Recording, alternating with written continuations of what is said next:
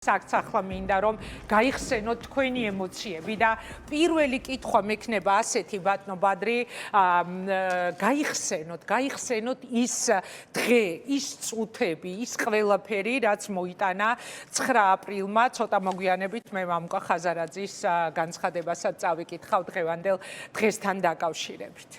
ხო, სამშვიდობისა პირველ რიგში რა თქმა უნდა ეს დღე გულისხმობ 91 წლის 9 აპრილს ეს არის დავიწყარი დღე ყველასთვის ვინც მონაწილეობდით ამ ისტორიულ პროცესში ქვეყნის დამოუკიდებლობის აღდგენის აქცია ხელმოწერას გულისხმობ უნდა გითხრათ რომ ემოცია იმდენად ძლიერი იყო რომ საერთოდ ის დღე რას ვაკეთებდით მანამდე სანამ ხელს მოვაწერდით და იმის გამო საერთოდ ბუნდოვნად მახსოვს იმდენად ძლიერი იყო ემოცია და მახსოვს რომ ჩემი გვარი გამოაცხადეს მივედი და ეხა გადის თქვენი კადრები როგორი ახალგაზრდა ხართ იქ კი ეს საოცარი დღე იყო მართლაც და უნდა ითქვას რომ ზვიად გამსახურდია რა მოახერხა ხო პირველ რიგში ის რომ ძალიან სწრაფად იმოქმედა 90 წლის არჩევნების შემდგომ ძალიან მოკლე ხანში მოხდა პრაქტიკულად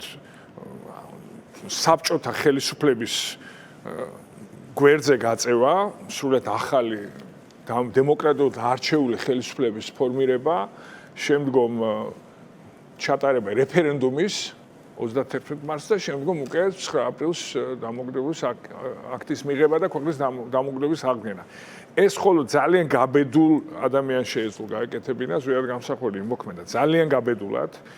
ძალიან სწრაფად, იმიტომ რომ ამ მომენტში იზრდებოდა წნეხი, რა თქმა უნდა, სპეცსამსახურები მოქმედებდნენ ქართველების ხელითაც მათ შორის სპეცმაშინ უმძლავრესი სპეცსამსახური გვიპირისპირდებოდა ხო საბჭოთა კავშირის უშიშროების სამსახური. შესაბამისად მიმდინარეობდა წნეხი, მიმდინარეობდა პროვოკაციები არ დამავიწყდება ერთ-ერთ შეხვედრაზე გამსახურდიასთან შეხვედრისას უცებ შემოვიდნენ და უთხრეს რომ გორბაჩოვი ურეკავდა. გავიდა და დაბრუნდა. მალე და თქვა რომ გორბაჩოვი მელაპარაკა და მითხრა რომ თუ თქვენ გამოაცხადოთ დამოუკიდებლობას პრობლემები შეგექმნებათ სამხრეთ ოსეთში და აფხაზეთში. ანუ მუქარა იყო პირდაპირი და მიუხედავად ამ მუქარისა გამსახურდა იმოქმედა სწრაფად მივიღეთ დამოუკიდებლობის აქტი, აღვადგინეთ ქვეყნის დამოუკიდებლობა და ეს პროცესი გავხადეთ შეუქცევად. და იმ დროს ისეთი განწყობილება იყო ზოგადად საერთაშორისო ვითარებაც ესეთი იყო შექმნილი რომ შეეგუენ იმას რომ ეცდა ეხლა დასავლეთის ბალტიის ქვეყნები განთავისუფლებიან დანარჩენი საბჭოთა კავშირი დარჩება და არაუშავს იყო ესეთი დამოუკიდებლობა დასავლეთის მხრიდან იმ დროს უნდა ვაღიაროთ ხო და ამიტომ გამსახურდიას ეს ნაბიჯები სწრაფი ნაბიჯები იყო ჩემი გადამწყვეტი იმისათვის რომ ჩვენ დამოუკიდებლობა მოგვეპოვებინა და შემდგომ რა თქმა უნდა ეს ყველაფერი რაც მოხდა ეს იყო ისე რუსეთის მიერ ინსპირირებული გამსახურდი მოახერხა უნიკალური რამ რომ აფხაზეთში შეენარჩუნა მშვიდობა და რეფერენდუმი ჩატარდა უზარმაზარი გამოცხადების პირობებში აფხაზეთის ტერიტორიაზე სადაც ყველა აფხაზეთში მოსახლე ჩვენ თანამოქალაქეებს უდიდესმა ნაწილმა 90%-ზე მეტმა მიიღო მონაწილეობა რეფერენდუმში და დამოუკიდებლობას ვისახმა. ეს იყო ძალიან მნიშვნელოვანი მიღწევა, რომ აფხაზეთში შენარჩუნებული იქნა სიმშვიდობა, შემდგომ გადატრიალების შემდგომ, როდესაც დაამხეს დემოკრატიული არჩეული ხელისუფლება, რა თქმა უნდა, რუსეთმა მიაღწია თავის მიზანს და მოხდა ინსპირირება აფხაზეთში კონფლიქტის გამწვავების, მაგრამ ჩვენი ეროვნული ხელისუფლების დროს ეს მოხერხდა მიუხედავად ყველა ცდილობისა რომ აფხაზეთში ყოფილიყო ინსპირირებული დაპირისპირება აბსოლუტურად სწორმა პოლიტიკამ შეგვინარჩუნა იქ მშვიდობა და არა მხოლოდ მშვიდობა შეგვინარჩუნა არამედ აფხაზეთის მოსახლეობა იყო ჩართული საქართველოს დამოუკიდებლობის მოპოვების პროცესში სრულად რა თქმა უნდა გავიხსენოთ შემდგომი პერიოდით კრიზისი რომელიც განვითარდა თბილისში ეს იყო 91 წლის სექტემბერი. ოქტომბერში მინდა გითხრათ, რომ უზენაეს საბჭოს წევრების ჯგუფმა მივმართეთ გამსახურდიას, რომ დაეშალა, დაეთხოვა უზენაეს საბჭო და ჩაეტარებინა რიგგარეშე არჩევნები. და ჩვენ ვიყავთ 1 წლის არჩეულები, მაგრამ დავინახეთ, რომ კრიზისი ღმავდებოდა, ამას ხელს უწყობდა, რა თქმა უნდა, გარეძალებიც ხელს უწყობდნენ, მაგრამ გამოსავალი იქნებოდა რიგარეში არჩევნები, რადგან ეს განმუხტავდა ვითარებას ის ადამიანები, ვინც ქუჩაში უპირისპირდებოდნენ დემოკრატიულ არჩეულ ხელისუფლებას, შესაძლოა მოხვედრილიყვნენ უკვე პარლამენტში, შესაბამისად ეს განმუხტავდა ქუჩაში დაძაბულობას და გამსახურდია ეს წინადადება ძალიან პოზიტიურად მიიღო, მაგრამ შემდგომ სამწუხაროდ გარკვეულმა ნაწილმა უზენაეს საბჭოს წევრების დაბლოკა ეს წინადადება, რადგან ეთყობა მათთვის თავარი იყო შეენარჩუნებიათ ის პოზიციები, რომელიც მათ ჰქონდა და არა მოხდარიყო კრიზისი, იმიტომ რომ ეს იქნებოდა იდეალური ფორმულა, გამსახურდი ერჩებოდა პრეზიდენტად, ირჩეოდა ახალი უზენაესი საბჭო, რომელიც თვითონ ეს პროცესი ახალი არჩევნების განმუხტავდა იმ დაპირისპირებას, რომელიც შემდგომ ესეთ უბედურებაში გადაიზარდა, ხო? და როგორ ტრაგიკულად განვითარდა მე პროცესი. მე ჩემს ეს მაგალითი არის, სწორედ რომ შენ უნდა შეგეძლოს დადგე შენ პირადი ინტერესების მაღლა, როცა ეს კრიზისია ქვეყანაში და კიდევ ერთხელ მინდა ხაზი გაუსვა, ერთი წლის არჩეულები ვიყავით დემოკრატულად არჩეული, ისე არჩევნები საქართველოს დამოუკიდებელ საქართველოს პირობებში არ ჩატარებულა, არც მერე. როგორც ჩატარდა 90 წელს. მიუხედავად იმისა, რომ იყო საბჭოთა ხელისუფლება ჯერ კიდევ ადგილზე, ხო? მაგრამ მოხერხდა სწორედ აი ამ დიდი მსხვერპლის ხარჯზე, რომელიც გაიღო ქართულმა ხალხმა 99 წლის 9 აპრილს, ამ მსხვერპლმა უზრუნველყო ის, რომ შემდგომ ჩატარდა 90 წლის არჩევნები, დემოკრატიულად არჩეული იქნა ეროვნული ხელისუფლება და შემდგომ სწრაფად მივიღეთ დამოუკიდებლობის აქტი და აღვადგინეთ ქვეყნის დამოუკიდებლობა, მაგრამ თავარი ის არის, რომ სწორედ აი მაშინაც მე მინდა ხაზი გაუსვა, რომ ჩვენ მაშინ არჩეული დეპუტატები თვლიდით, რომ რიგარეში არჩევნები იყო გამოსავალი პოლიტიკური კრიზისის განმუხტვისთვის. და სულ ერთი წლის არჩეულები ვიყავით, მაგრამ ეს რომ მოხდარიყო, ეს მე ანუ აი მე რა მაინტერესებს იცით, დარწმუნებული ვარ, საოცარი ემოციები გაკავშირებთ იმ დროინდელ მოგონებებს, რომ და ალბათ ძალიან ხშირად იგონებთ ხოლმე იმ დროინდელ პერიოდს და რაღაც ალბათ განსაკუთრებული მე ვერ წარმომიდგენი ადამიანი, რომელიც ამ ყველაფრის მონაწილეა, სხვანაირად როგორ შეიძლება იხსენებდეს იმ ყველაფერს, რაც მაშინ მოხდა. აი რამდენი წლის იყავით და რამდენად ახალგაზრდები შეეჭიდეთ ამ ქვეყნის მთავარ ანუ დამოუკიდებლობის დაბადებას, ხელახლა დაბადებას და ნუ მე როგორც განვითარდა ტრაგიკული აღარ ქვია იმ მოვლენებს, რაც ჩვენ უნდა გვესვანოს, მე ვიყავ 30 წლის. აი ხა გადის მე მგონი ეგ კადრები. 30 წლის როდესაც სამირჩიეს უზენაეს საბჭოში, მაშინ და უნდა გითხრათ, რომ ჩვენ სულ ხელისუფლებაში ვიყავით წელიწადი და რამდენიმე თვე. სულ წელიწადი და 2 თვე პრაქტიკულად.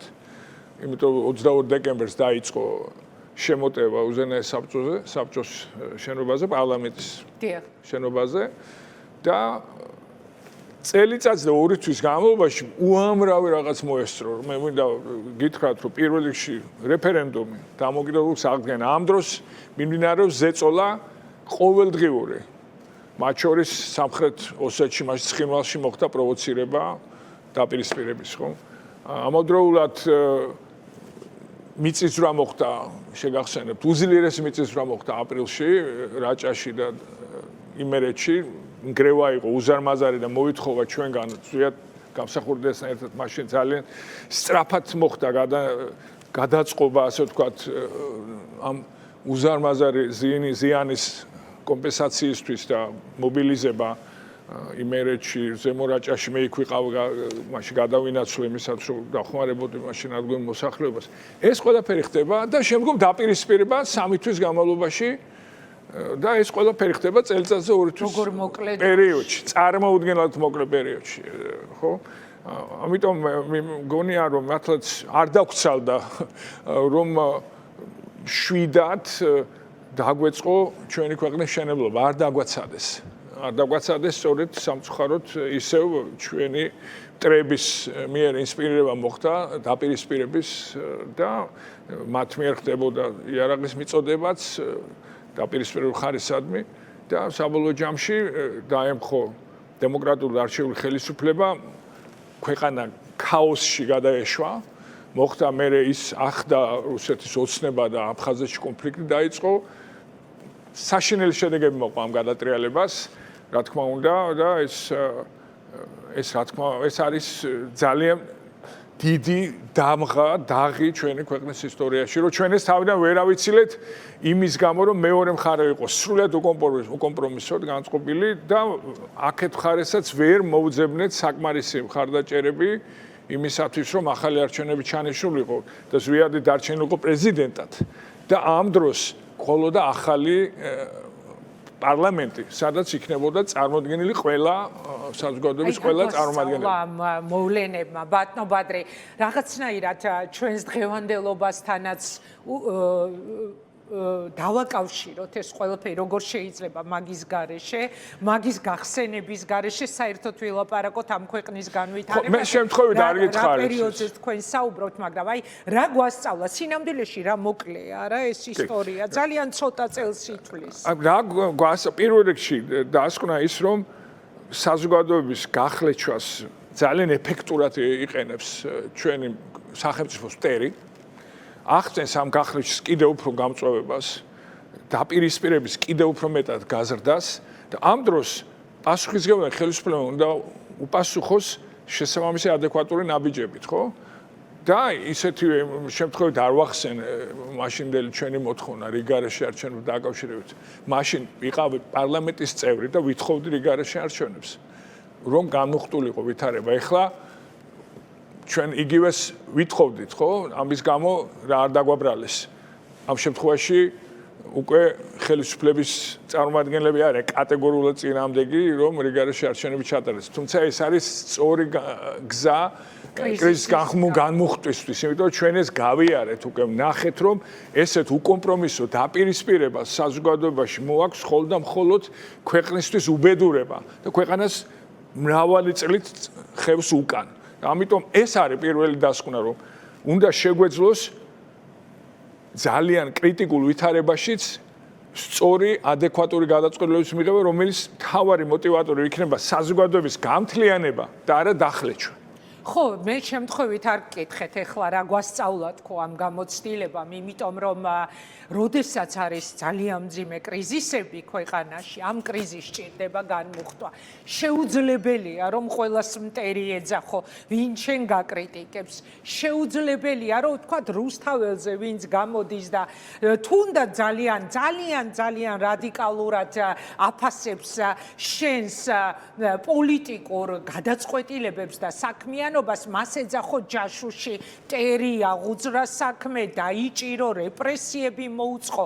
ჩვენ ალბათ ეს ბევრჯერ უნდა გავახსენოთ, მათ შორის იმ ადამიანებსაც, ვისაც დღეს აქვს ხელში ქვეყნის მართვის სადავეები, იმიტომ რომ ძალიან ცოტა ეს წელი სინამდვილეში ისტორიისთვის, რაც გავიარეთ დამოუკიდებლობის ხელახლა აღდგენიდან, მოპოვებიდან, რაც მოიტანა სწორედ იმ ტრაგიკულ საიუბილეო თარიღია 35 წელი. ხო, რამდენად ცოტაა 35 წელი. 35 წელი ისტორიისთვის რამდენად ცოტაა და სინამდვილეში ამ 35 წელში რამდენი რამ გადაიტანა? ძალიან ბევრი დრო გავანეავეთ ამ 35 წელში, თუმცა ეს მოკლე დროა, ძალიან ბევრი დრო გავანეავეთ. და ეხლაც ხომ იმის გამო რომ სწორედ ერთმანეთს მიმართ შუღლის, სიძულვილის გამო და იმის გამო რომ ვერ ვახერხებდით დაგვეყენებინა ქვეყნის ინტერესები საკუთარი მერკანტილური ინტერესებზე. და აი ეხლაც წარმოვიდგინოთ რა რეალობაში ვართ. ხო, კიდევ აღარ ჩამოვთვლი, ეხლა წეგან მოკლედ შევეცადე, რომ უბრალოდ მომეხაძა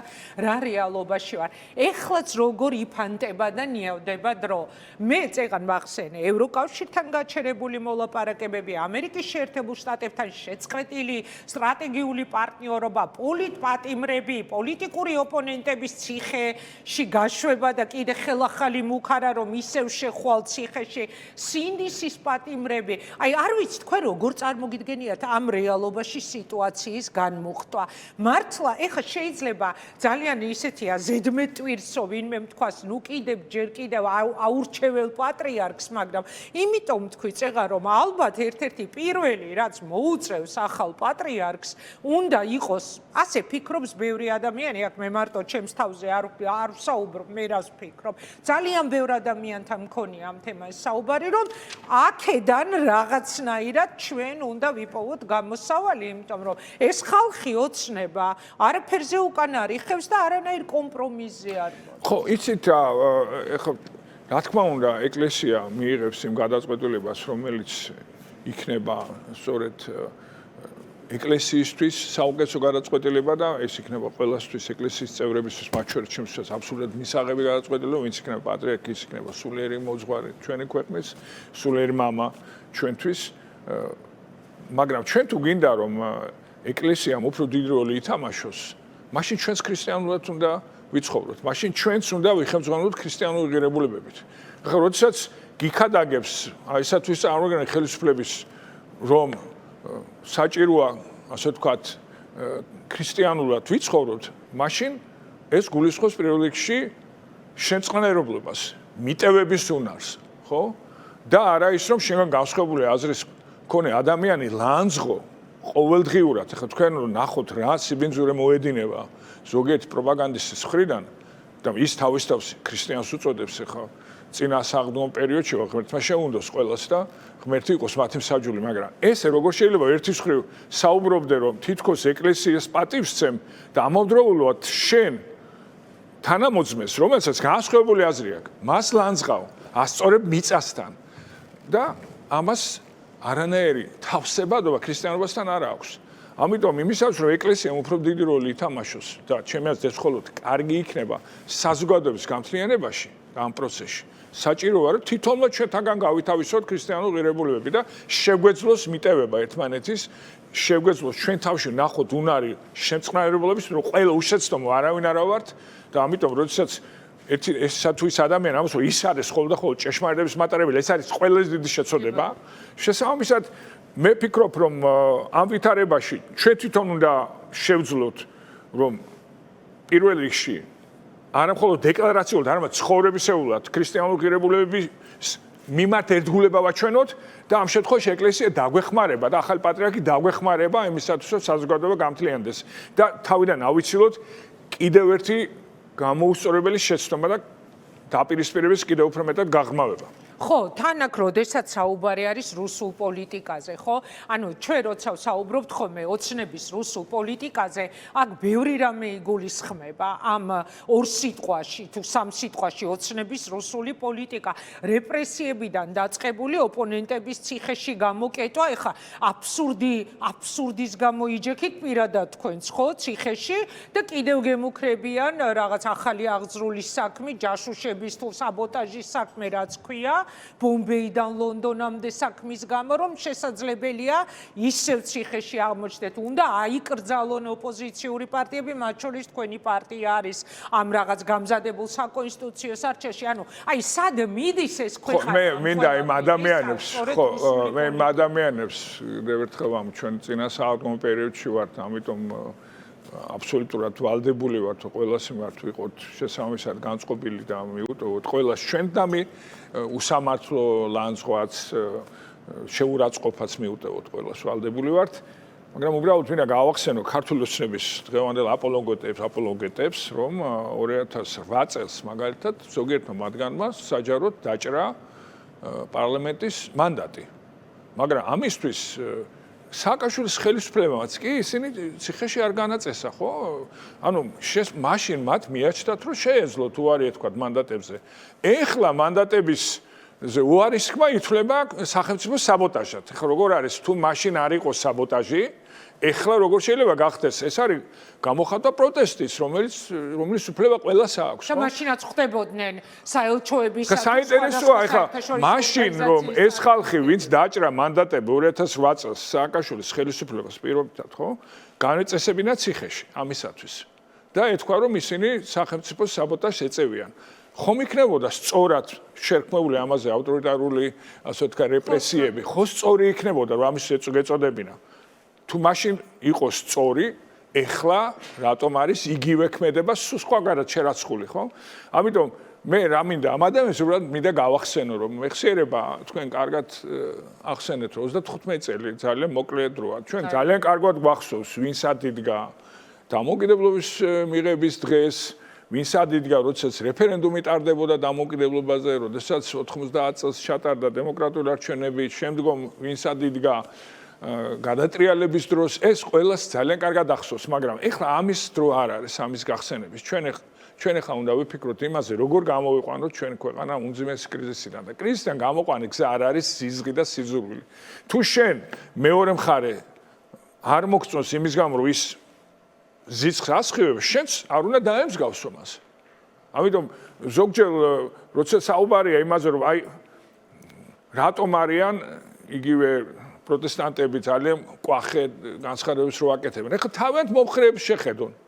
რომ ამ კვახე განცხადებებს და რა შეურაცხყოფა განცხადებებს აკეთებენ. ამიტომ რაც არ გინდა შენ სხვამ გაგიკეთო, შენ თუნ არ უნდა გააკეთო, ხო? ხო, თან ეს ნაწამებ, ნაცემ დასახელოს. მე მინდა ვთქვა, რომ ეს პრინციპი თუ შევძელით დავნერგოთ, რომ შენ რაც არ გინდა სხვამ გაგიკეთო, შენ ის არ უნდა გაუკეთო სხვას, ხოლო აი ამ პრინციპის განხორციელება დაგვეხმარება, რომ მოვძებნოთ გამოსავალი ამ უმძიმეს კრიზისიდან. ხო, ჯერჯერობით არაფერს ასხივებენ ბატონო ბადრი, რომ ეს ხალხი საერთოდ რამის დამთმობია, რომ ვინმე ფიქრობს კრიზისის განმუხტვაზე.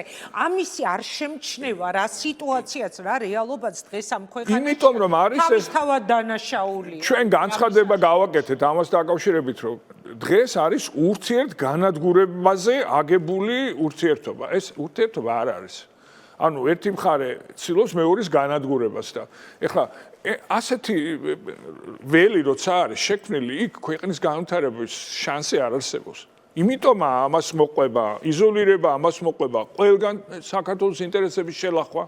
ყველგან შელახვა მოყვება, იმიტომ რომ შიგნით, ქვეყნის შიგნით არის ურთიერთ განადგურებაზე ორიენტირებული ვითარება.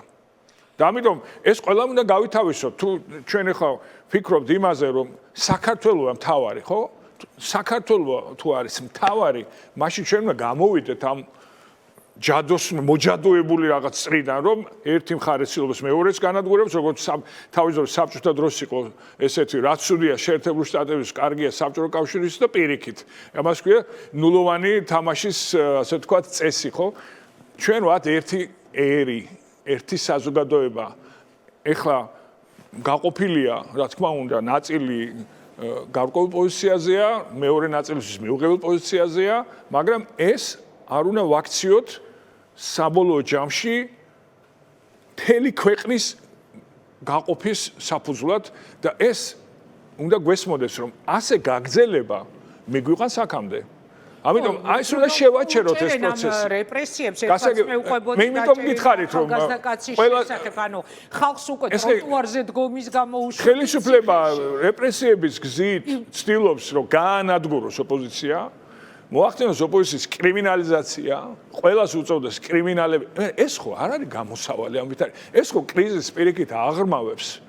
მე ფიქრობ, ეს არის ძალიან მცდარი და ამან მთელი ისტორია ამას აჩვენებს, რომ ეს არის მცდარი გზა. ამ გზით პირიქით ხდება ვითარების კიდევ უფრო მეტად დამძიმება. ამიტომ, როდესაც ხელისუფლებაში ხარ, სულ სხვა პასუხისმგებლობა გაქვს. ყველა ფერზე, რაც ვითარდება ქვეყანაში, ხელისუფლება არის პირველ რიგში პასუხისმგებელი. ამიტომ, თუ ესეთი დაპირისპირების გარემოა, ხელისუფლება უნდა გადადგას ნაბიჯი, რომ შეამსუბუქოს ეს დაპირისპირება და თუ ახლა პირიქით რეპრესიები გაზარდა, ამით ეს დაპირისპირება კი არ ჩაცხრება, პირიქით უფრო გაღრმავდება. ბატონო ბადრი, აი თქვენც ახსენეთ და შესავალში მეც ამას გავუსვი ხაზი იზოლაციაში მოქცეული ოცნება. მე მაინტერესებს თქვენ როგორ ხედავთ, აქვთ მათ შანსი ამ საერთაშორისო იზოლაციას თავი დააღწიონ, უბრალოდ შემოვიტანდი ამ საუბარში, მაგალითად სახელმწიფო დეპარტამენტის მაღალჩინოსნის ჯერ ვიზიტს ანაკლიის თემა შემოვიტანდი, მერე რუბიოს ზარი ყობახიძესთან აქ ვიზიტები, ფაშინიანის შემდეგ ალიევის რაღაც განცხადებებს, რომ აი იქნება და გადატვირთვა, თუმცა ამერიკის საელჩომ საქართველოში თქვა, რომ მათ არანაირი ინფორმაცია ამ ეტაპზე არ აქვთ, რომ რაიმე მაღალი რანგის ვიზიტი იგეგმებოდეს სახელმწიფო დონეზე ამერიკის შეერთებული შტატებიდან, მაგრამ აი რაღაც სულ მინიშნებებია, რომ მოხდება გადატვირთვა, მოხდება თქვენი აზრით აქვს ქართულ ოცნებას ამ საერთაშორისო იზოლაციიდან თავის დაღწევის შანსი? ხო, ეხლა პირველ რიგში, რა თქმა უნდა, ქვეყნის იზოლაცია ზიანს აყენებს ჩვენი სახელმწიფოს ინტერესებს.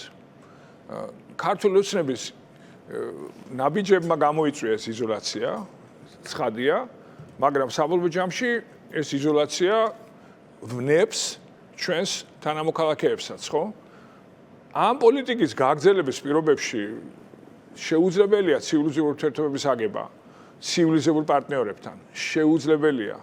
ამიტომ ცხადია, რომ თუ ესეთი ბრუტალური პოლიტიკა გაგრძელდა ოპონენტების მიმართ, ოპოზიციის მიმართ, ცხადია, რომ ამ ვითარებაში ცივილიზებულ სამყაროს ექნება ყოველთვის ერთგვაროვანი რეაქცია. ყოველთვის ერთგვაროვანი რეაქცია.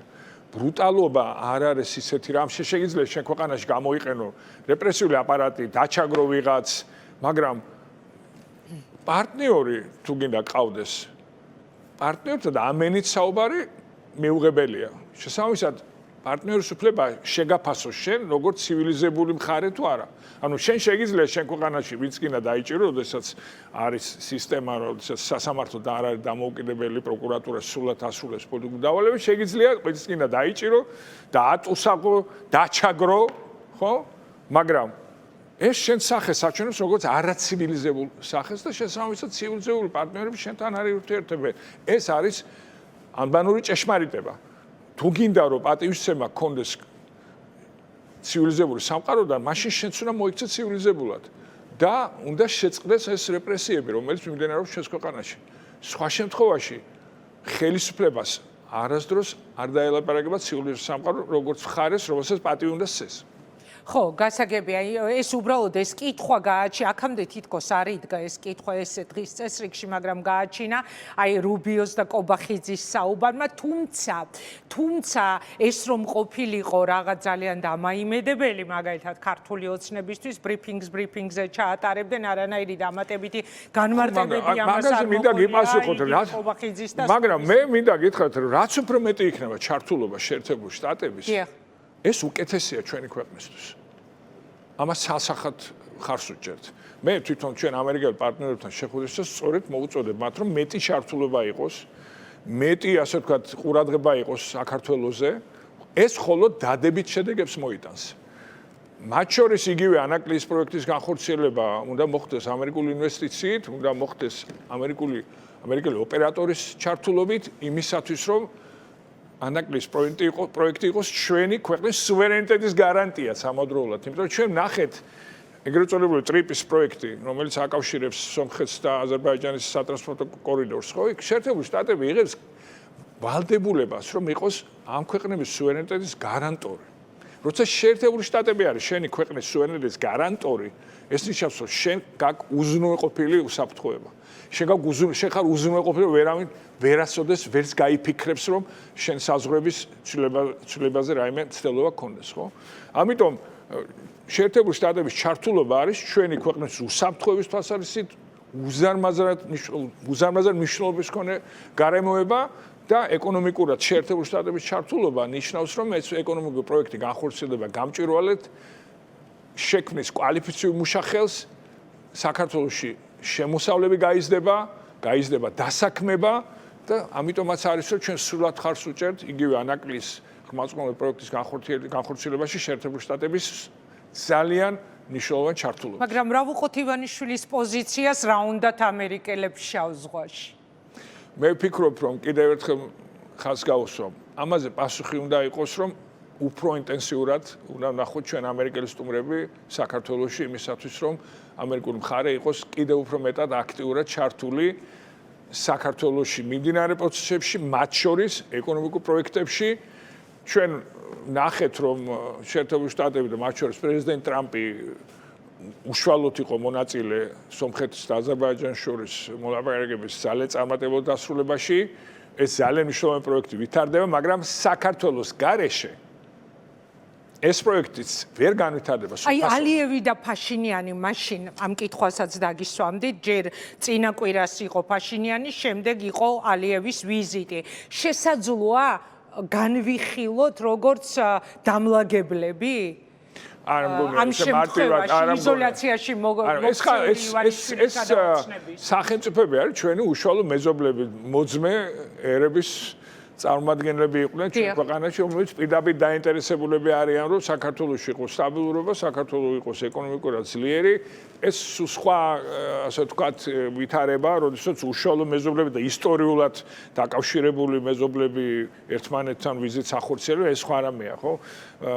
მე ვისურვებდი, რა თქმა უნდა, რომ ინტეგრაცია ამ სამ ქვეყანას შორის კიდევ უფრო მეტად გაიზარდოს, ძალიან მნიშვნელოვანი იქნება და მაშინ მართლაც ვეღარ შეძლებს ჩვენი ჩილოენ მეზობელი მისი ნების თავმოხვევას ვერცერთ სათითაოდ ვერცერთ ამ სამ ქვეყანაზე თუ კი ეს სამი ქვეყანა იქნება გაერთიანებული, ინტეგრირებული და ერთობლივად განახორციელებს ეკონომიკურ პროექტებს, თავდაცვის პროექტებს, რაც შემდეგ. ამიტომ მე მაგალითად მომხრევა, რომ საბოლოო ჯამში ეს ზვიად გამსახურდიას იდეაც იყო, სხვა შორის, რომ სამხრეთ კავკასიაში მომხდარიყო მაქსიმალური ინტეგრირება სამი ქვეყნის, იმისათვის რომ ამით შეგვექმნა რაღაც მნიშვნელოვანი ერთიანი სივრცე უსაფრთხოების თვალსაზრისით და ეკონომიკური აღმავლობის და ეკონომიკური კეთილდღეობის თვალსაზრისით. კარგი, და ბოლო კითხვას დაგისვამთ, ბატონ ბადრი, სად ვარ თქო, ამით დავიწყე მე თქვენთან საუბარი 37 წლის შემდეგ, 9 აპრილის იმ სისხლიანი ღამიდან და 35 წლის შემდეგ, რაც თქვენს მოაწერეთ ხელი საქართველოს დამოუკიდებლობის აქტს და კითხვა ასეთი იქნება ჩემი, ოცნების ხელში ეს ქვეყანა ეხლა სად ვართ ვხედავთ და სად შეიძლება აღმოჩნდეს და როგორ წარმოგიდგენიათ თქვენ პირადად, როგორც პოლიტიკური პარტიის ლიდერს, როგორც ამხელა გამოცდილების კაც ადვილი ამბავი არ არის ეს ჩვეულებრივი ამბავი, წეღა როცა თქვენ თქვით რომ სხვა ემოციები მაქვს, გული ისე მქონდა აჩქარებულიო, როცა წარმოიდგე რომ შენ გაქვს ხელი მოწერილი ქვეყნის დამოუკიდებლობის აღდგენის აქტზე, არ ვიცი ამაზე მეტი რა შეიძლება დიდი საჩუქარი, ღმერთის საჩუქარი არ არსებობს. და როგორ წარმოგიდგენიათ, მაშინ შეიძლება აღმოჩნდეთ, თუ ისევ ოცნების ხელში, ოცნების მმართველობაში რჩება ეს ქვეყანა. როგორ წარმოგიდგენიათ ამათი გაშვება ხელისუფლებიდან? შემთხვევით არ ვახსენე, რომ მაშინ 91 წლის ოქტომბერში ჩემი და ჩემი მეგობრების აზრი იყო, რომ გამოსავალი იყო რიგარეში არჩევნები კრიზისის განმუხტვისთვის და სამწუხაროდ ეს წინააღმდება ვერ განხორციელდა, მიუხედავად რომ ზვიადს მოეწონა ეს წინააღმდება, მაგრამ შემდგომ იქ აღმოჩნდნენ ძალები, რომლებიც არ მისცეს ასე ვთქვათ ამ წინააღმდებას განხორციელების საშუალება, იგივე აზრი მაქვს. გამოსავალი ამ კრიზისთან არის არჩევნები. და მარჩევნების დროს ერთხელ და სამუდამოდ ქართულ ხალხს უნდა მიეცეს საშუალება, რომ თავისუფლად, დემოკრატიულად აირჩიოს, ვინც მას მოსწონს და ვინც მას სურს. ეს არის გამოსავალი ამ ვითარებიდან. კი ბატონო, აქვე მამუკა ხაზარაძის სტატუსად წავიკითხავდი 27 წელი 9 აპრილის ტრაგედიიდან და 35 წელი საქართველოს დამოუკიდებლობის აღდგენიდან ეს თარიღები მხოლოდ ისტორია არ არის, ეს არის ეროვნული ცნობიერება, პასუხისმგებლობა და მუდმივი შეხსენება იმისი, თუ რა ფასად მოვიპოვეთ დამოუკიდებლობა. 37 წლის წინ 21 გმირი შეეწირა იდეას თავისუფალი, ღირსეული და დამოუკიდებელი საქართველოსთვის, ეს იყო თავგანწირვა, რომელიც ვერასდროს გადაიწერა ვერც დროში, ვერც პოლიტიკურ კონიუნქტურაში. დღეს ჩვენი ვალია ეს მსხვერპლი არ დარჩეს მხოლოდ მეხსიერებად. ის უნდა იქცეს მოქმედებად, სახელმწიფოს გაძლიერებად, თავისუფლების დაცვად და მომავლის პასუხისმგებლიან შენებად. გვახსოვდეს, როგორ მოვედი დღემდე და ვიცოდეთ, საით უნდა წავიდეთ და ამით დავასრულებდი თქვენთან საუბარს დღეს, როგორ უნდა წავიდეთ და საით უნდა წავიდეთ, რომ ეს ხალხი წავიდეს ხელისუფლებიდან. რომ მივიყვანოთ ამ არჩევნების დანიშვნამდე. აი ესაა ჩემი. პირველ რიგში ეხლა წინათ საავადმყოფო პერიოდში ვარ და კიდევ ერთხელ ვიტყვი, რომ უფრო მეტად ქრისტიანები უნდა გავხდეთ, უფრო მეტად შემწყნარებლები უნდა გავხდეთ, უფრო მეტი შენდობის უნარი უნდა გამოვიჩინოთ და რა თქმა უნდა, პირველ რიგში საზოგადოება უნდა გამთლიანდეს. და თუ საზოგადოება გამთლიანდება, ერთმანეთის ზიზღს გადადებენ გვერდზე ადამიანები და მართლაც იხემს არა მხოლოდ სიტყვით, არამედ საქმით იხემსგანელებენ ქრისტიანულ ცნებებით, მაშინ ჩვენ შევძლებთ ერთიანად მოვძებნოთ ისეთი გამოსავალი, რომელიც იქნება ამ ქვეყნისთვის საუკეთესო გამოსავალი და მე კიდევ ერთხელ დაუბრუნდებდი იმას, რომ ეს გამოსავალი არის არჩევნების გზით ცვლილებები. მე მინდა გითხრათ, რომ მაშინაც იყო ნაწილი მოსახლეობის, რომელიც შეიძლება შიშით უყურებდა ეროვნულ განმათავისუფლებელ მოძრაობას, ხო? 90 წელს. შიშით უყურებდა, იმიტომ რომ რაღაც უცნობია, რა შედეგები მოყვება და შემდეგ. მაგრამ როცა მოხდა რაღაც საოცარი მუხტის შექმნა სწორედ ეროვნულ გამართლების მოძრაობის ლიდერების მხრიდან, შემდგომ ამ ადამიანმა ეს შიში გადალახეს და ჩვენ გავერთიანდით ყველა და ყველამ შევძელით ის, რაზეც ოცნებობდნენ ჩვენი წინაპრები და რაც წარმოუდგენელი იყო რამდენიმე წლით ადრე, რომ ქვეყანას შეეძლო აღედგინა დამოუკიდებლობა. ესეთივე სწრაფი და სასიკეთო შედეგები იქნება ჩვენი ქვეყნისთვის. ამაში დარწმუნებული არ ვარ. დიდი მადლობა. დარწმუნებული ვარ სწორედ და მე მინდა გითხრათ, რომ აბსოლუტური ოპტიმიზმი მაქვს ჩვენი ქვეყნის მომავალთან მიმართებაში. ამისათვის საჭიროა ჩვენი საზოგადოების გამთლიანება და მართლაც რეალურად, არა დეკლარაციულად ქრისტიანული ცნებების ხელმძღვანელობა, არამედ საქმით. დიდი მადლობა.